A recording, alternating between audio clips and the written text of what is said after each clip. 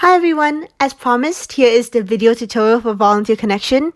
To start, just Google Volunteer Connection and it should be the first link that pops up under Red Cross. The link would then direct you to log in on the Red Cross website. Since most of you do not yet have a Red Cross ID, the first step is to create one.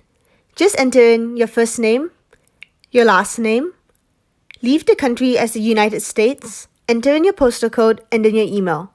Your personal email or your BSD email is fine, whichever one you prefer.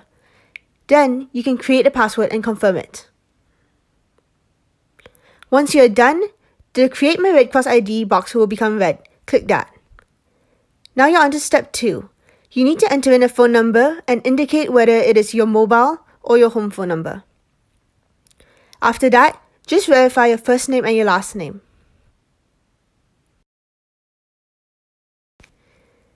Scroll down to reveal the entry boxes for your street address and postal code. Make sure that these two are the same as the ones you put down to create your Red Cross ID. You will also need to fill in your city. For most of you, that will be Portland, state, Oregon. Leave the county as Washington County and the country as United States. The time zone will stay the same too as Pacific. You then have to enter your date of birth. Make sure you give the correct date of birth. When you're done, the Continue to Verify Contact Info box will turn red. Click on it. This will take you to a box that says Verify Your Contact Info. You can choose for them to text you at the number you provided or email you at the email that you provided. When you have made your choice, click Send Me the Code. The code will then be to your email. So go to your email, copy and paste the code, and enter it. If you do not see it, make sure to check your junk or spam folders. So club member Nick managed to screen record this for us. And the subject line of the email will read, Your Intake Verification Code. It will come from Volunteer Services American Red Cross. Copy and paste the number below.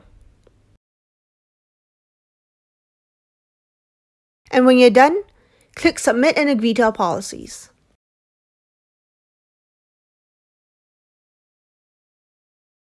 At this point, you will be given the option to answer some demographic questions.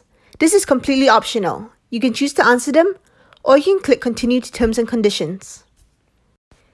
This will take you to the final step of the process.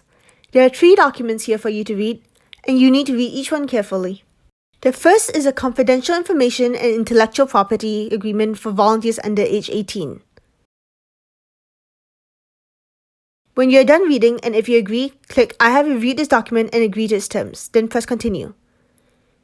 You can do the same for the Volunteer Handbook for Youth Volunteers, and also for the Code of Business Conduct and Ethics.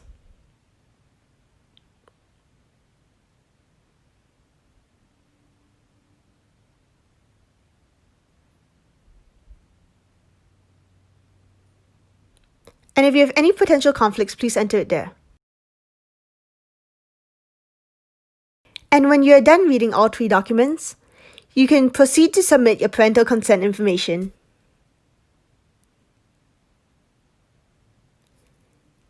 This is a continuation of step 3. What you need to do is give your parent or guardian's first name, their last name, and a phone number. The extension part is optional. This is only if your parent or guardian's phone number requires an extension. You then give their email and list their relationship to you, be it mother, father, or legal guardian, or other.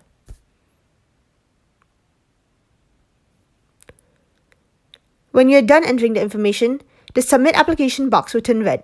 Click on it. Your parents or legal guardian will receive an email from the American Red Cross containing some documents that they need to read and look over. If they agree to the terms of the documents, you will then become a Red Cross volunteer. When all that is finished, you need to text Denise at the number provided in the email, and you need to tell her your first name, your last name, that you are from Westview High School's Red Cross Club, and that you are interested in joining YAC IHL.